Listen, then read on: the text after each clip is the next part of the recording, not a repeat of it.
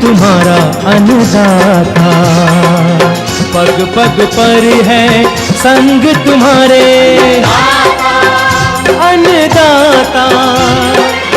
लहू किसानों का बन के पसीना सींचता है धरती का सीना। मेहनत का तेरी हक दिलवाने, नई तकनीक नई खोज बताने।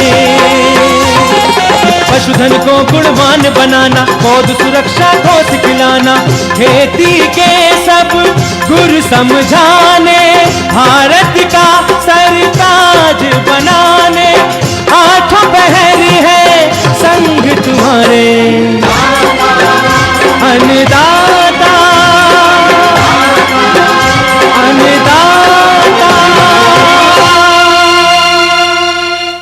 नमस्कार, मैं सिरांधा आप सभी दर्शकों का अन्नदाता कार्यक्रम में स्वागत करती हूं। किसान हमारे देश के अन्नदाता हैं और वे ही हमारे देश के भाग्य विधाता हैं। ऐसे ही भारतीय किसानों को खेती बाड़ी से जुड़ी हुई बहुत सी नई लाभकारी जानकारियां देने के लिए हर रोज सुबह हम आपके साथ आते हैं। तो चलिए कार्यक्रम शुरू करने से पहले देखते हैं क्या है आज के अन्नदाता में। कम लागत और मेहनत से करें बाजरे की खेती।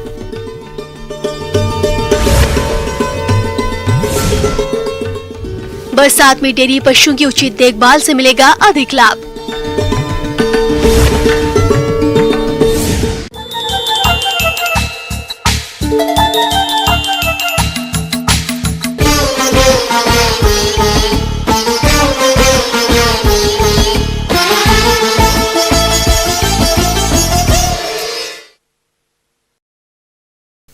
हमारे राज्य में बाजरे की खेती असिंचित और सिंचित क्षेत्रों में खरीफ ऋतु में बड़े पैमाने पर की जाती है, जो विपरीत परिस्थितियों के बावजूद कम खाद उर्वरक में किसानों को अनाज के साथ साथ चारे की अच्छी उपज भी देती है।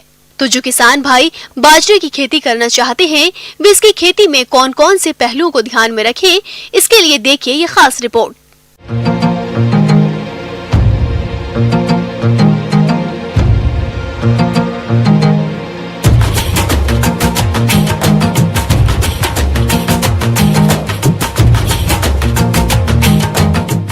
अभी बाजरे का बुआई का सीज़न चल रहा है और किसान भाई बारिश की जैसे जैसे उनके क्षेत्रों में बारिश हो रही है उस हिसाब से वो बुआई कर रहे हैं। बुआई के लिए बाजरे के उन्नत किस्मों जो हाइब्रिड आज चलती है उसमें से मुख्य जो वैरायटियां हैं, जो किस्में हैं, उसमें MP MH 17 और MP MH 21 और राज 173 है, जो कि 20 से 25 कुंटल प्रति हेक्टेयर का उपज देता है। दूसरे किस्में जो है RHB 121 है, जो RHB 90 है, RHB 30 है, जो कि 73 से लेकर के 78 दिन का फसल अवधि का होता है। इन किस्मों को आप बुआई कर सकते हैं। बाजरे की खेती के लिए उर्वरक की बात करें तो इसका प्रयोग मृदा परीक्षण रिपोर्ट के अनुसार ही करना चाहिए। सामान्य तौर पर असिंचित दशा में यूरिया 130 किलो और SSP 150 किलोग्राम प्रति हेक्टेयर की आवश्यकता होती है। जो किसान भाई सिंचित दशा में बाजरे की बुआई करना चाहते हैं, वो यूरिया 100 किलो और SSP 80 किलोग्राम प्रति हेक्टेयर की दर से डालकर बुआई कर सकते हैं। तो आप बुआई से पहले आप खेत का जो दो हैरो लगाएं और अच्छे से पाटा लगा करके उन खेत को तैयार रखें। बुआई और से पहले भूमि उपचार करके आपने पाटा लगा करके खेत तैयार कर दिया है, तो हम इसको सॉइल एप्लीकेशन करते हैं DAP और पोटास का बिफोर द सोइंग बुआई से करने से पहले। तो आप इससे ट्रैक्टर के माध्यम से पहले पोटास और DAP को भोर दें। फिर आप इसको बाजरा को सिर्फ बीज आप ले करके 4 किलो लगभग आप प्रति हेक्टेयर के हिसाब से उसका बुआई कर लें। बुआई करने के लिए से पहले इसको हम जो कहते हैं इसमें भी बीज उपचार करना चाहिए। बीज उपचार हम कीटों के लिए या इसमें जो इसके दाने बनने लगते हैं, इसमें रोग लगते हैं, तो उस रोगों के लिए FIR सिस्टम का फॉलो करना चाहिए। यानी फफूंदनाशक पहले आप 2 ग्राम प्रति किलो बीज से आप उसको उपचार करके फिर छाया में सुखा लो। फिर हम इसमें कीटनाशक जैसे गौच आता है, इमिडा 600 FS आता है या इमिडा 70 WS आता है। इन दवाइयों को हम 5 ग्राम प्रति किलो बीज के हिसाब से हम कीटनाशक का उपचार करके फिर छाया में सुखा करके फिर हम इसका बुआई लाइन से सोइंग करें तो हम इसका उपज अच्छे से ले सकते हैं। बाजरे की बुआई सीड ड्रिल से करनी चाहिए और इसकी बुआई में कतार से कतार की दूरी 40 से 45 सेंटीमीटर है। पौधे से पौधे की दूरी 10 से 15 सेंटीमीटर, बीज की गहराई 2 से 3 सेंटीमीटर रखें क्योंकि बाजरे का बीज छोटा होता है। यदि इसकी बुआई ज्यादा गहराई पर करेंगे तो बीज उग नहीं पाएगा। बाजरे की फसल में खरपतवारों की समस्या भी गंभीर रहती है। इसके लिए आप एट्राजीन खरपतवारनाशी 1 किलो दवा 600 लीटर पानी में घोलकर बुआई के तुरंत बाद छिड़काव करें। बोने के बाद इनका जो है भूमि का अच्छे से आप 20 से 25 दिन तक खरपतवार फ्री रखें और हम इसको ताकि आपको जो भी पोषक तत्व दें ये फसल शुरुआत में अच्छे से ले तो निश्चित रूप से आपका फसल जो है ये 30-35 दिन तक सुरक्षित रहेगा और आने वाले समय में ये अच्छी पैदावार देगा। किसान भाइयों, अभी तक आपने खेती से जुड़ी हुई कुछ उपयोगी जानकारियां देखी। अब लेते हैं एक छोटा सा ब्रेक, जल्द ही लौटेंगे और कार्यक्रम में आगे भी हैं खेतीबाड़ी से जुड़ी हुई महत्वपूर्ण जानकारियां। आप बने रहिए हमारे साथ।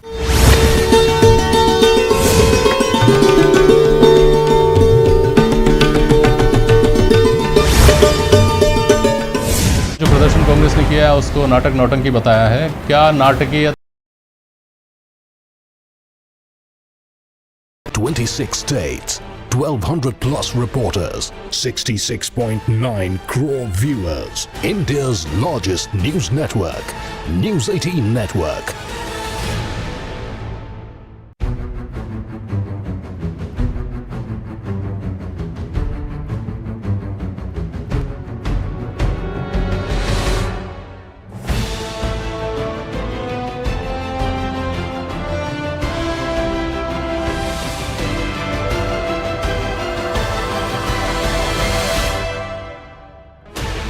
Sixteen channels, 15 languages, 26 states, 1200 plus reporters, 66.9 crore viewers. India's largest news network, News 18 Network.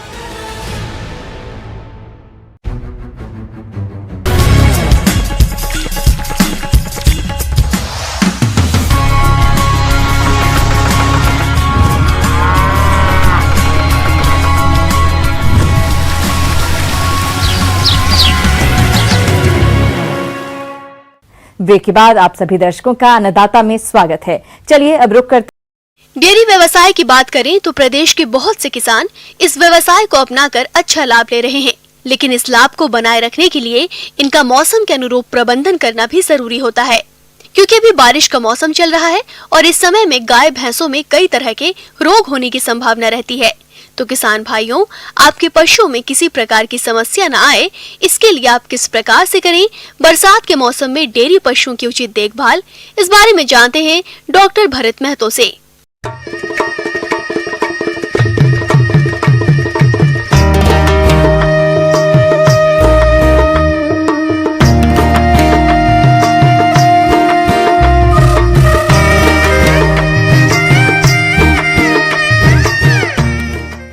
जी हाँ किसान भाइयों, बरसात की मौसम की शुरुआत हो चुकी है और विशेष करके हम गोपालक किसान भाइयों को कह रहे हैं, जो किसान भाई दूध के लिए पशु रखे हुए हैं, चाहे वो देसी दुधारू पशुएं हों या फिर जो क्रॉस ब्रीड्स हैं, जो संकर नस्ल की पशुएं रखे हैं, उन सब दोनों के लिए ये बरसात का मौसम थोड़ी परेशानी दूसरे मौसम की अपेक्षा अधिक परेशानी पैदा करता है। विशेष करके जो संकर नस्ल के पशुएं पाले हुए हैं, देसी नस्लों की अपेक्षा अधिक परेशानी का सामना करते हैं। तो इसी बात को ध्यान में रखते हुए यदि आप अपनी गाय तथा भैंसों से अच्छा दूध उत्पादन प्राप्त करना चाहते हैं तो पशुओं के आवास प्रबंधन में इन बताई जा रही बातों का विशेष ध्यान रखें। किसान भाइयों, इस मौसम में आप देखेंगे गाय के जो आवास स्थान है उस आसपास में मक्खी, मक्खियों या मच्छरों या जो दूसरे एक्सटर्नल पैरासाइट होते हैं, उन सबों की संख्या काफ़ी बढ़ जाती है। इसी कारण किसान भाई निश्चित तौर पे आप उन सबों को कम से कम आपके गायों के आसपास में रहे, उन सबों की संख्या, इसका ध्यान रहे। इसके लिए आप अपने गौशाला का नियमित साफ सफाई तो रखें ही, साफ़ सफाई में कोशिश करें कि जो डिसइंफेक्टेंट हैं जैसे सस्ते ये जो फिनाइल हो गया या लाल पोटास हो गया, इन सबों का या दूसरे कीटनाशक दवाइयाँ होती हैं उन सबों का आप साफ़ सफाई के अलावे छिड़काव भी अवश्य कराएं, जिसके आप जो ये मक्खियाँ या टिक्स माइट्स इन सबों की संख्या कम से कम रहे, क्योंकि हम सभी जानते हैं ये कई रोगों को एक बीमार पशु से दूसरे स्वस्थ पशुओं तक पहुंचाते भी हैं। इसके अलावा किसान भाई आपका जो पशु आवास है कोशिश करें जितना संभव हो पाए सूखा रहे, पशुएं आपके गीला में ना बैठें, गोबर जितना जल्दी हो सके आप हटाने की कोशिश करें, आपके पशुओं को साफ़ सुथरा रखने की कोशिश करें। आप प्रतिदिन ब्रश में लगाकर ज़रूर धोएं, विशेष करके जो थन वाला पार्ट है दुधारू पशुओं का, जो थन के आसपास का जो इलाका है उसको नियमित साफ़ सफाई में रखें। साथ साथ खूरों की साफ़ सफाई पर विशेष ध्यान दें, क्योंकि खूर सड़ने की बीमारी इस जगह पे काफ़ी अधिक हो जाती है, जैसे फुट रोट हो गया या फिर कोई दूसरी थोड़ी बहुत खूर फट गया, कहीं पर मैकेनिकल इंजरी हो गई या किसी कारणवश मैगोट्स आने लगे हैं, तो इन सबों से क्या होता है खूर में बहुत अधिक सड़न होती है और धीरे धीरे में टॉक्सीमिया भी होने लगती है, मतलब शरीर में एक तरह की विष फैलने लगता है और इससे कई तरह की संभावना जो समस्याएं उत्पन्न होने की भी संभावना बढ़ जाती है। जिसको शरीर की देखभाल के लिए गायों को 1.5 किलो प्रतिदिन व भैंस के लिए 2 किलोग्राम प्रतिदिन, प्रत्येक 2.5 लीटर दूध पर गायों को 1 किलोग्राम दाना मिश्रण देना चाहिए। प्रत्येक 2 लीटर दूध पर भैंसों को 1 किलोग्राम दाना, 6 महीने से ऊपर की गाभिन गाय या भैंस को 1 से 1.5 किलोग्राम दाना प्रतिदिन अतिरिक्त देना चाहिए। बछड़े या बछड़ियों के लिए 1 किलोग्राम से 2.5 किलोग्राम तक दाना प्रतिदिन उनकी उम्र या वजन के अनुसार देना चाहिए। इसके अलावा किसान भाइयों जो दुधारू पशुओं में मैस्टाइटिस की जो थनैला रोग से जाना जाता है, थनैला रोग की संभावना बहुत अधिक बढ़ जाती है। तो थनैला रोग से बचाव के लिए आप थन को दुहाई से पहले और बाद में कोई भी एंटीसेप्टिक घोल से, जैसे लाल पोटास का घोल हो गया या फिर पॉविडीन आयोडीन के घोल हो गया, इन सबों से नियमित सफाई करें। उसके दुहाई के आसपास का क्षेत्र को आप उचित तरह साफ सफाई करके रखें। जो दुहाने वाले बर्तन होते हैं या मिल्किंग मशीन में अगर मिल्किंग कर रहे हैं तो मिल्किंग मशीन की नियमित सफाई करें। तो इन सबों की अगर आप ध्यान में रखते हैं तो मैस्टाइटिस से भी आप बच सकते हैं। इसके अलावा कुछ संक्रामक रोग हैं जो बैक्टीरियल बीमारी जैसे एचएस और बीक्यू, गला घोंटू, जांघरेला और कुछ वायरल बीमारी जैसे एफिमेरल फीवर्स, खुरा चपका, ये सभी भी इस मौसम में आने की संभावना, इन रोगों की भी संभावना बढ़ जाती है। विशेष करके संकर नस्ल की पशुएं जो होते हैं इससे अधिक ग्रसित होते हैं। तो किसान भाइयों जो वैक्सीन इन सब रोगों से बचाव के लिए वैक्सीन नहीं लगा पाए हैं उनके लिए भी समय चूका नहीं है। वो जितना जल्दी हो सके इन सबों का भी 15 से 20 दिनों के अंतराल में खासतौर से एचएस बीक्यू का कंबाइंड टीका का ही इस्तेमाल करें तो ज़्यादा अच्छा होता है। ऐसे अलग अलग टीका भी मिलता है। साथ साथ इन दोनों टीका देने के बाद एफएमडी का टीका आप अवश्य दिलवाएं अपने पशुओं को। ऐसे आजकल ये तीनों का सम्मिश्रण टीका भी मिलता है, तीनों का ट्रायोवैक्स भी मिलता है, जैसे एचएस बीक्यू और एफएमडी मिला हुआ मिश्रित टीका भी मिलता है। तो आप जो भी मार्केट में रहता है और आपके सुविधा के अनुसार आपको जो लगता है, लेकिन टीका अवश्य कराएं। तो इस तरह से आप अपने पशुओं को बरसात में भी अच्छी तरह से स्वस्थ रख सकते हैं और अच्छा लाभ कमा सकते हैं। आगे और भी हैं खेतीबाड़ी से जुड़ी हुई बहुत सी रोचक जानकारियां, पर यहां पर रुकेंगे एक और छोटे से ब्रेक के लिए। जल्द हाजिर होते हैं।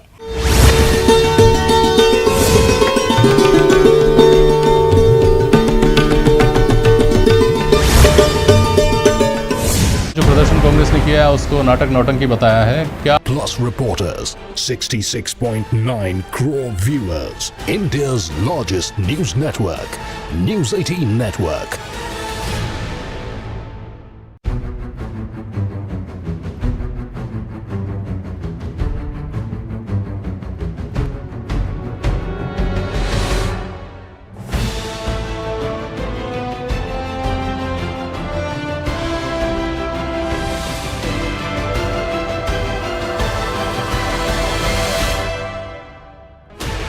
Sixteen channels, 15 languages, 26 states, 1,200 plus reporters, 66.9 crore viewers, India's largest news network, News 18 Network.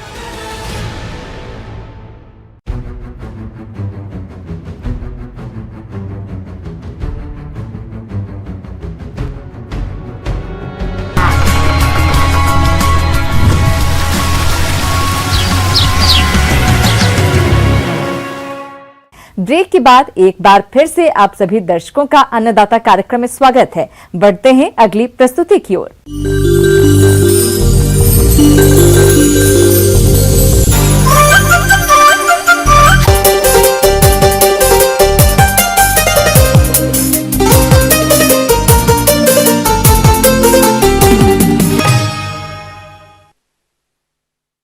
हमारे प्रदेश के जिन किसान भाइयों ने बरबटी लोबिया की फसल लगा रखी है, उनकी फसल इस समय बढ़वार की अवस्था पर है।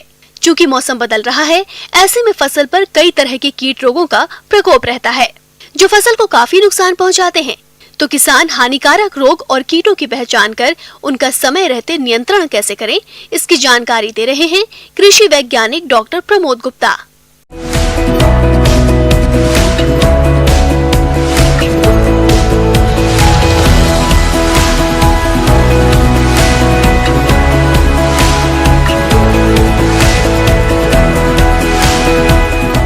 जैसा कि अभी हमारी फसल जो है बरबटी की काउपी की फसल अभी लगी हुई जो भी है, और बहुत से किसान डेली इसको निकाल रहे हैं, जिसने अच्छी कमाई कर रहे हैं जो भी है। इसमें मैं चर्चा करूंगा जो भी है पौध संरक्षण, जो हमारी सामयिक सलाह है जो भी है। कीड़े की हम बात करें अगर, उसमें तो है एफिड, जैसिड, माइट और जो है ये फ्रूट बोरर भी लगता है, जो हमारी फसल को नुकसान पहुंचाता है जो भी है। अगर फ्रूट बोरर की हम बात करें, हमेशा अक्सर देखा गया है इस समय फसल में जब भी मौसम में थोड़ा सा बदलाव होता है, जैसे बदली छाती है, इसकी इंसेक्ट मेल और फीमेल तुरंत प्यूपेट होकर निकलती है और नत में फ्लाइट करती है। फ्लाइट करता मतलब मेटिंग करती है। मेटिंग करती है इस मौसम में, और मेटिंग करने के तत्काल पश्चात ही जाके एग लेइंग कर देती है। किसान भाइयों, फली छेदक कीट सबसे पहले पत्तियों को खाकर नुकसान करता है। उसके बाद फली आने पर यह कीट फलियों में छेद करके उनको खाता है, जिससे फलियों की गुणवत्ता खराब हो जाती है। तो आप इस कीट की शुरुआती अवस्था पर नियंत्रण के लिए में जो भी है, अगर फ्रूट बोरर की हम बात करें तो उसमें लाइट ट्रैप पर 8 से 10 जो है प्रकाश प्रपंच जिसे हम कहते हैं, हर किसान से निवेदन करूंगा प्रकाश प्रपंच और लाइट ट्रैप का जो है आप लोग उपयोग जरूर करें। लेकिन क्योंकि ये जो है बहुत अच्छा साधन है बिना केमिकल के। जो भी कल मार्केट में तो फेरोमोन ट्रैप भी आ गया। अगर जो फ्रूट बोरर होते हैं तो फेरोमोन ट्रैप जो कि ल्यूर होता है, अगर आप दुकानों में जाएंगे तो सिर्फ ल्यूर नाम बताएंगे और उसमें ल्यूर फंसाएंगे। ल्यूर जब फंसाएंगे तो उसका जो मेल होगा सीधे मेल ही अट्रैक्ट हो जाता है उसमें। जब मेल और फीमेल को हम अलग अलग टुकड़े में बांध देंगे, दोनों के बीच में मैटिंग नहीं होगी और जो भी क्या नाम से इन इंसेक्ट की पॉपुलेशन जो हमारी कम हो जाएगी। और कीट प्रकोप आर्थिक क्षति स्तर से अधिक हो तो रासायनिक नियंत्रण के लिए एंडोक्साकॉर्ब दवा की 1 मिलीलीटर मात्रा का प्रति लीटर पानी के हिसाब से घोल बनाकर छिड़काव करने पर इस कीट का नियंत्रण आसानी से हो जाता है। इंसेक्टिसाइड स्प्रे और उसके तुड़ाई के बीच में कम से कम 3 दिन का अंतर आप जो है अवश्य रखें, क्योंकि रेसिडुअल इफेक्ट उसका बहुत ज़्यादा होता है। कम से कम 10 दिन तक का देखा गया जो भी है। इसलिए कम से कम दवाई डालने से और फसल तुड़ाई के बीच में 3 दिन का जो है उनका डिस्टेंस आप लोग जो है जरूर मेंटेन करें। जो है कीड़े की हम बात करें अगर, उसमें तो है एफिड जो हमारी फसल को नुकसान पहुंचाता है जो भी है। किसान भाइयों, माहू कीट बरबटी की पत्तियों, कोमल टहनियों, फूलों और फलियों से रस चूस कर नुकसान पहुंचाता है, जिसकी वजह से फसल का उचित विकास नहीं हो पाता है और फसल कमजोर होने से उत्पादन में कमी आ जाती है। तो आप इस कीट के रासायनिक नियंत्रण के लिए इमिडाक्लोप्रिड दवा की 1 मिलीलीटर मात्रा का 3 लीटर पानी के हिसाब से घोल बनाकर छिड़काव करते हैं, तो इस कीट का नियंत्रण आसानी से किया जा सकता है। हम देखते हैं कि बरबटी के फसल में जो भी है येलो वेन मोज़ेक, जो कि एक वायरल डिजीज है और जो वाहक है उसकी सफ़ेद मक्खी है के कारण फैल रहा जो भी है। तो एक सफ़ेद मक्खी को कैसे दूर किया जाए, तो इसके लिए सबसे बढ़िया उपाय देखिए जो भी है, सबसे बढ़िया येलो स्टिकी ट्रैप। जो हमारे ट्रैप्स होते हैं उसको बढ़िया पीले पेपर ले लीजिए आप जो भी है, उसमें थोड़ा सा ग्रीस लगा लीजिए, तेल लगा लीजिए और 1 एकड़ में 20 से 25 आप डाल देंगे तो जो भी व्हाइट फ्लाई होती है अट्रैक्ट करती है जो भी, क्योंकि वो पेपर लाइट मारता है तो अट्रैक्ट होती है और आपकी फसल को जो है बहुत सारा जो है लाभ हो जाता है जो भी है। किसान भाइयों, यदि आपकी फसल में पीला मोजेक रोग से ग्रसित पौधे दिखाई देते हैं तो सबसे पहले आप रोग ग्रसित पौधों को उखाड़कर जमीन में गड़ा दे या फिर जलाकर नष्ट करें, जिससे इस रोग का फैलाव कम हो सके। इसके अलावा रोग अवरोधी किस्मों का ही चयन करें। बीजों को हमेशा उपचारित करके ही बुआई करें। अगर आपको इसकी जो है जैविक में नहीं जाके कीटनाशक जो रासायनिक में जाना चाहते हैं, तो रासायनिक की अगर मैं बात करूंगा तो जो अपनी सबसे बड़ी दवा जो है इमिडाक्लोरपिड हो गई अपनी जो है, और साथ में थायोमेथाक्साम 8 से 10 ग्राम दवा प्रति पंप के हिसाब से जो है डालते हैं, तो निश्चित रूप से हमारी जो है इसकी फसल से हम जो है बचाव कर सकते हैं। और साथ में भी इसका फैलाव दूसरे, अगर अपने खेत में नहीं दूसरे खेतों से भी होता है, तो आप जब भी कोई भी दवाई डालें तो अगर आपके आसपास की मेढ़ों में भी जरूर आप निश्चित रूप से खेत में वो दवाई डालें, क्योंकि जो है हमेशा कीड़ा, जब हमने खेत में दवाई डाली तो वो कीड़ा उड़ के जो भी बचाव के लिए जाके मेड़ में बैठ जाता है।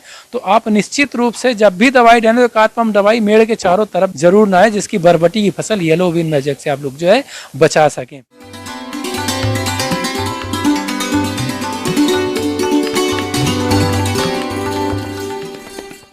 अन्नदाता हेल्पलाइन निःशुल्क फोन संपर्क सेवा के माध्यम से आपके द्वारा पूछे गए प्रश्नों में से 1 या 2 महत्वपूर्ण प्रश्न को हम अपने कार्यक्रम में शामिल करते हैं। इसके तहत आज का चयनित प्रश्न और उसका जवाब इस प्रकार है। अन्नदाता निःशुल्क फोन संपर्क सेवा के माध्यम से पूछे गए प्रश्नों में से आज हमने जिस प्रश्न को कार्यक्रम में शामिल किया है उसे पूछा है ग्राम चेवता, जिला भरतपुर के कृषक विवेक कुमार ने। आप आंवला की बागवानी के बारे में संपूर्ण जानकारी चाहते हैं, तो विवेक कुमार जी आपकी जानकारी के लिए प्रस्तुत है कार्यक्रम का ये अंश। तो ख़ासतौर से मैं जो बागवान लोग हैं उनको मैं इस समय अगर आंवले के बगीचे तैयार करना है तो मुख्य रूप से 4-5 विषयों पर ध्यान रखना चाहिए।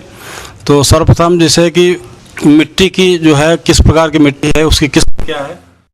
आंवले की बागवानी बलुआई और चिकनी मिट्टी में सफलतापूर्वक की जा सकती है। आंवले की बागवानी के लिए बलुआई दोमट मिट्टी सर्वोत्तम होती है। अगर आपकी भूमि ऊसर है जिसका पीएच मानक 6.5 से 9.5 के बीच है, वहां भी इसकी बागवानी कर सकते हैं।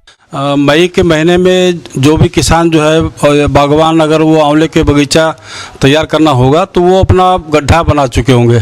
गड्ढे की साइज़ क्या होती है वो सब वो तैयार कर लिए हैं। तो लगाने के समय में इस बात का ध्यान रखें कि जिस गड्ढे में हमको पौधा लगाना है उस गड्ढे को जो मिट्टी आपने बाहर किया था, तो जो ऊपर की मिट्टी होती है उपजाऊ होती है, नीचे की मिट्टी उपजाऊ नहीं होती है। तो ऊपर की मिट्टी जो होती है उसमें आप जो है जैसे पौधा लगाने के बाद कभी कभी होता क्या है कि पौधा किसान भाई जब ले आते हैं तुरंत गड्ढा खोदते हैं और लगा देते हैं, और उसके बाद पौधे के जो है देखेंगे तो सूखना शुरू हो जाता है और किसान समझ नहीं पाता कि पौधा किस कारण से सूख रहा है। तो हमें अगर जो गड्ढा है उसका उपचारित करके और हम फिर पौधा लगाते हैं तो निश्चित रूप से हमारा पौधा मरेगा नहीं। तो इसमें जो है जैसे दीमक लगने की संभावना ज़्यादा होती है बरसात के महीने में, तो आप जो है सड़ी हुई गोबर की खाद भी देखिए कि कभी कभी किसान भाई जो है कच्चा गोबर की खाद डालते हैं तो उसमें दीमक की संभावना बढ़ जाती है। तो पके हुए गोबर की खाद और ठंडा हो जाए उसके बाद हम जो ऊपर की मिट्टी है उसमें लगभग प्रति गड्ढा प्रति पौधा 15 किलो गोबर की खाद होना चाहिए। उसको सड़ी हुई गोबर की खाद को मिला करके करीब 100 ग्राम नाइट्रोजन, 150 ग्राम फास्फोरस और 75 ग्राम पोटास, इसको हम पौधा लगाते समय जरूर हम मिट्टी में डालें तो निश्चित रूप से पौधे का बढ़वार विकास अच्छी प्रकार से होगा। अब ये रह गई बात कि पौधे का किस्म कौन सा होना चाहिए। तो आंवले में प्रमुख रूप से हमारे जो है नरेंद्र कृषि विश्वविद्यालय कुमारगंज फैजाबाद का ये प्रजाति है, जैसे नरेंद्र 7 है, नरेंद्र 10 है, नरेंद्र 5 है। तो नरेंद्र 7 और नरेंद्र 10 ये अच्छी प्रजाति है और काफ़ी उपयुक्त है, क्योंकि इसकी जो साइज होती है वो काफ़ी बड़ी बड़ी होती है, इसके मुरब्बे भी बन सकते हैं। तो नरेंद्र 7 और नरेंद्र 10 और चकैया ये 3 प्रजाति प्रमुख रूप से है जिनको हम पौधरोपण कर सकते हैं। अक्सर आंवले के पेड़ पर फल न आने की समस्या रहती है, जिसका कारण होता है पेड़ का बांझ होना। अगर हम बाग में केवल एक ही किस्म के पौधे लगाते हैं तो बहुत कम फलन या बिल्कुल ही फलन नहीं होता है। इसलिए कई इकाई क्षेत्र में 2 या 2 से अधिक किस्मों का रोपण करें। आप चाहे जो भी किस्म लगाएं, उनके साथ नरेंद्र आंवला 4, नरेंद्र आंवला 6, नरेंद्र आंवला 7 और नरेंद्र आंवला 10 इत्यादि किस्मों से किसी एक किस्म का चुनाव जरूर करें। इसमें मादा फूलों की तादाद 4 से 10 तक हर टहनी पर पाई जाती है। अगर आप केवल वाराणसी, चकैया और हाथी किस्म के ही पेड़ एक साथ लगाएंगे तो वहां फल नहीं लगने की समस्या आएगी। इसलिए आप किस्मों के चयन पर विशेष ध्यान दें। बागवानों से हमको ये मेरा अनुरोध है कि आप जब भी ये आंवले का पौधा लेना है तो आप एक प्रमाणित संस्था से इसका पौधा लें। जैसे आपको किसी कृषि विश्वविद्यालय से ले, कृषि विज्ञान केंद्र से ले, या जो प्राइवेट संस्था है जो प्रमाणित हो, ये इसमें भी भारत सरकार के द्वारा जो प्रमाणित होती है, तो वहाँ से आप जो है आंवले के पौधा लें। तो पौधा लेने के बाद जो है इस बात को ध्यान रखें कि जहाँ से हम पौधा लेते हैं वो पौधा तुरंत गड्ढे से निकाल करके और तुरंत अगर आपको ले आना है तो आप जहाँ जिस संस्था से पौधा लेना है तो उनको आप बता दें कि आप पौधा निकाल कर रखे रहे। जो पौधा निकाल कर रखे रहते हैं उन्हीं पौधों को आप लेके आवें, अन्यथा जो है पौधे के जो है उसमें मरने की जो प्रतिशत होता है बढ़ जाता है। तो और जो पौधा निकाल कर रखे रहते हैं उनको आप लेके आवें। उसके बाद हम जो है अपने आंवले के पौधे को जिस गड्ढे में हमको लगाना है वहाँ पर हम लगावें। और जब पौधा आप लगाते हैं तो उस समय जो है पौधा लगाते समय आपको देखें कि जो पिंड होता है पौधे का वो ऊपर रहना चाहिए। ऐसा नहीं हो कि आप पिंड नीचे कर दें और पौधा के जो तना होता है वो गड्ढे में चला जाए। तो हमेशा ध्यान रखें कि आपका पौधे का जो पिंड होता है वो दिखाई पड़े। उसके बाद चारों तरफ से मिट्टी भर करके और अच्छी प्रकार से दबा दें। इस प्रकार से मिट्टी दबा दें कि उसके नीचे जो है कोई भी एयर न रह जाए। एकदम एयर टाइट जो है उसको दबा दें, पैर से दबा दें, हाथ से दबा दें, किसी लकड़ी से दबा दें, पर गड्ढे को दबा देंगे तो उसमें एयर नहीं रहेगा। और दबाने के बाद जो है फिर उसमें पानी दे दें। और ख़ास तौर से इस बात का ध्यान रखें कि पौधा लगाते समय जो है ये शाम के टाइम जो है पौधा लगावें और उसके बाद उसमें पानी दे दें, तो ये आपका पौधा पूरी तरफ से सुरक्षित और बचाव रहेगा और इसको अच्छा विकसित होगा।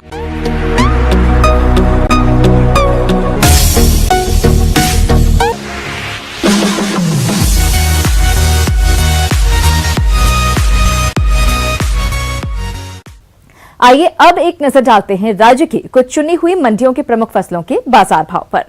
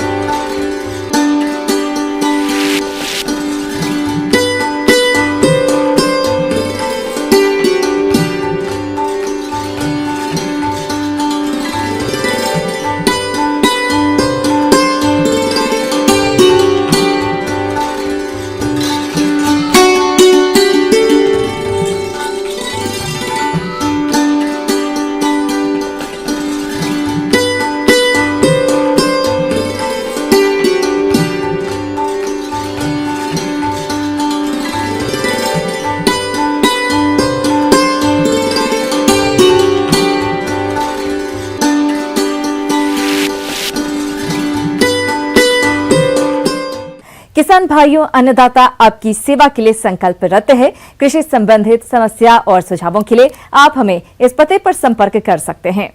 प्रोड्यूसर अन्नदाता, news 18 Rajasthan, Ramoji film city, Hyderabad 501512। साथ ही आप हमें ईमेल भी कर सकते हैं। हमारा ईमेल है p18annadatarajaasthan@nw18.com। इसके अतिरिक्त आप हमें निःशुल्क हेल्पलाइन नंबर 180041921555 पर सोमवार से शनिवार सुबह 10 बजे से शाम 4 बजे के बीच संपर्क कर सकते हैं। किसान भाइयों, अब समय हो रहा है आपसे विदा लेने का, तो हमारी पूरी अन्नदाता टीम को दीजिए इजाजत। कल फिर आपसे मुलाकात होगी कृषि संबंधित कुछ और महत्वपूर्ण जानकारियों के साथ। नमस्कार। है।